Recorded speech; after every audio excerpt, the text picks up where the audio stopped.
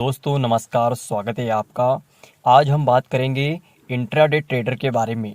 दोस्तों, आप एक सक्सेसफुल और प्रॉफिटेबल ट्रेडर कैसे बन सकते हैं, हम आपके लिए कुल 11 पॉइंट ऐसे लेकर आए हैं जो कि अगर आप इन्हें ध्यान में रखकर ट्रेडिंग करते हैं तो दोस्तों आप मार्केट में प्रॉफिट ही कमाएंगे, आपको कभी लॉस होगा ही नहीं।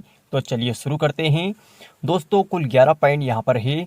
इन 11 पॉइंट को अगर आप याद कर लेते हैं, कागज में लिख लेते हैं और दोस्तों उसके बाद अगर आप ट्रेडिंग करते हैं तो आप एक सक्सेसफुल ट्रेडर बनेंगे।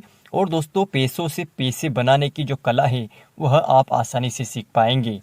दोस्तों, यहाँ पर वीडियो शुरू करने से पहले मैं आपको कहना चाहूँगा, अगर आपने हमारे चैनल को अभी तक सब्सक्राइब नहीं किया है तो सब्सक्राइब कर लेना और लाइक कर दीजिए। तो चलिए शुरू करते हैं। दोस्तों, पहला पॉइंट है हमारा ADV। दोस्तों, आपको एडवाइजर के थ्रू कभी ट्रेडिंग नहीं करनी है। अगर आपको कोई फ़ोन लगाकर कहता है या कोई आपको कहता है कि इसका शेयर ऊपर जाएगा, इसका शेयर नीचे जाएगा, आज आप पुट खरीद लीजिए, आज आप कॉल खरीद लीजिए, तो आपको किसी के कहने पर ट्रेडिंग नहीं करनी है। आपको सेल्फ डिपेंड होकर ट्रेडिंग करनी है। हमेशा आपको यह एक बात ध्यान रखनी है, चाहे तो आप इसे कागज़ में लिख लीजिए। दोस्तों, दूसरी बात, अगर आप किसी भी ट्रेड में एंट्री करते हैं, किसी भी ट्रेड में अगर आप एंट्री लेते हैं दोस्तों, चाहे वह स्टॉक मार्केट में हो, स्टॉक मार्केट में दोस्तों इंट्राडे ट्रेडिंग हो या दोस्तों ऑप्शन ट्रेडिंग हो, किसी भी प्रकार की ट्रेडिंग में अगर आपने एंट्री ली है तो आप एंट्री लेने के तुरंत बाद एसएल आपको लगाना होगा, स्टॉप लॉस आपको लगाना होगा।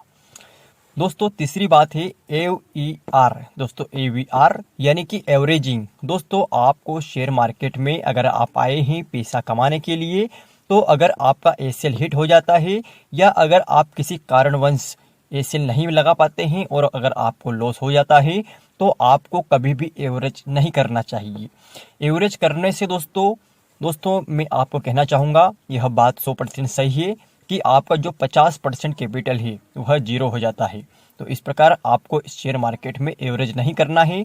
एवरेज करने से पहले अगर आपको एवरेज करना ही है तो दोस्तों ऐसी जगह एंट्री ले लीजिए ताकि आपको एवरेज करने की ज़रूरत ही नहीं पड़े। चौथी बात है टारगेट। दोस्तों, टारगेट आपको लगाना है। एंट्री लेने के बाद दोस्तों जैसे आप मार्केट में एंट्री लेते हैं तो स्टॉप लॉस लगा दीजिए और उसी के बीच टारगेट लगा दीजिए ताकि इसमें आपको प्रॉफिट होने की संभावना बढ़े। तीसरी बात यानी कि दोस्तों पांचवी बात क्या है, अपना कैपिटल। दोस्तों, जैसे कि आपका कैपिटल है 1,00,000 रुपये, 1,00,000 रुपये आपका कैपिटल है पूरा, तो अपने कैपिटल को पहले क्या करना होगा आपको कि पूरा कैपिटल एक ही ट्रेड में नहीं लगाना है। अपने कैपिटल का डिवाइड कीजिए यानी कि 3 से 4 भागों में बांट लीजिए। अगर आपका 1,00,000 रुपये कैपिटल है तो 25,000 रुपये ही आपको शेयर मार्केट में लगाने हैं ऑप्शन ट्रेडिंग में, और 3 हिस्से अपने पास रख लेने हैं। जैसे कि आपके पास 10,000 है तो आपको 2,500 रुपये रख लेने हैं, यानी कि 7,500 रुपये रख लेने हैं, और जो 2,500 रुपये हैं उससे ट्रेडिंग करना है। छठी बात दोस्तों, 6 नंबर का जो है एसएल एवरेज। आपको हमेशा ऑप्शन ट्रेडिंग में जैसे कि आपको प्रॉफिट हो चुका है और आपको लगता है कि मार्केट और ऊपर जाएगा, तो दोस्तों आपको अपना जो एसएल है उसे थोड़ा सा ऊपर कर लेना चाहिए।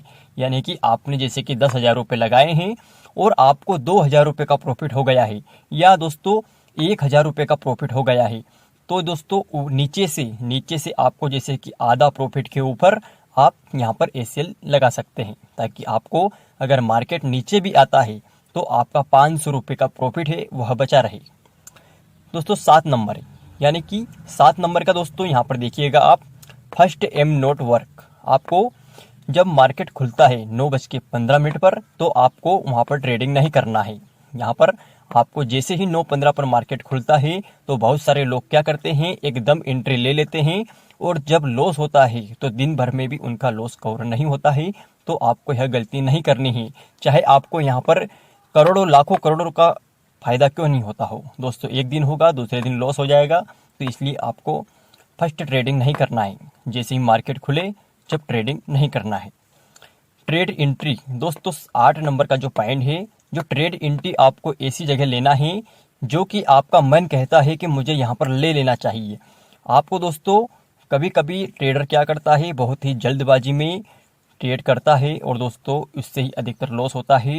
ट्रेड इस प्रकार करें कि आप दिन में भले एक ही ट्रेड करेंगे और प्रॉफिटेबल ट्रेडर बने रहेंगे, और आखिरी में जब 3:30 पर मार्केट खत्म होता है तो आपको कुछ न कुछ लेकर जाना है। यह नहीं कि माइनस हो जाना है या बराबर में हो जाना है या ब्रोकरेज देकर जाना है।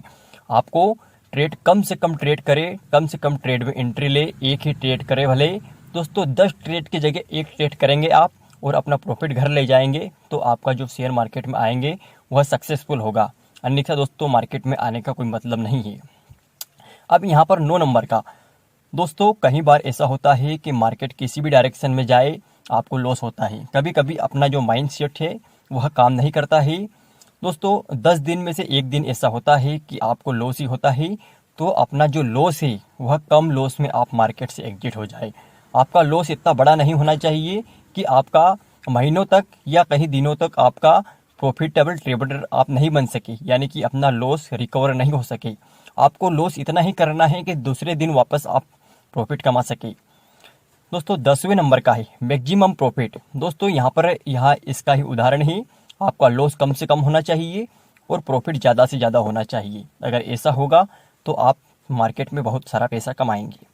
दोस्तों यहाँ पर है EMS कौन। दोस्तों यहाँ पर भी इसका जो पूरा है, यहाँ पर पूरा अर्थ है वह EMS, यानी कि दोस्तों आपको शेयर मार्केट में कोई ऐसी गलती नहीं करनी है कि जिससे आपको फाइनेंशियली फ्रीडम का सामना करना पड़े। यानी कि आपको ऐसे ही पैसे मार्केट में लगाना है जिससे कि आपकी जो दैनिक दिनचर्या है उनमें कोई फेरबदल ना करना पड़े।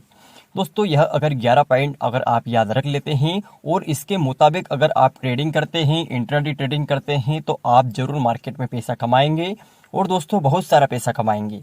तो आज के लिए इतना ही, अब मिलेंगे अगले वीडियो में। धन्यवाद।